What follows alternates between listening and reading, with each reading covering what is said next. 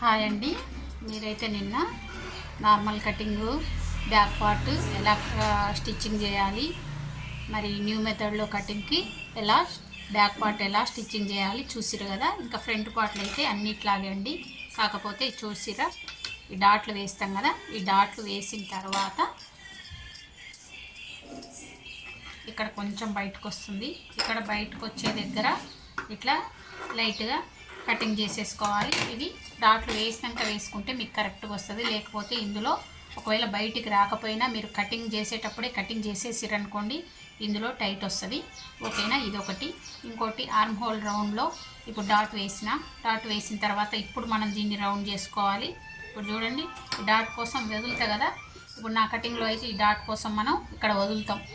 1/2 inch పడతారా, మీరు 75 inch పడతారా అనే దాన్ని బట్టి. చెస్ట్ ఎక్కువ ఉందనుకోండి ఎక్కువ పట్టుకోవాలి, ఈ డాట్ తక్కువ ఉందనుకోండి తక్కువ పట్టుకోవాలి. ఇప్పుడు ఈ డాట్ వేసిన తర్వాత ఎంతైనా పట్టండి. డాట్ వేసిన తర్వాత మనకి దీన్ని ఇట్లా రౌండ్ చేసేసుకోవాలి. మనకి డాట్ వేయకముందు అయితే రౌండ్ చేస్తే లోపలికి వెళ్ళిపోద్ది, ఇక్కడ క్లాత్ అనేది లోపలికి వెళ్ళిపోద్ది.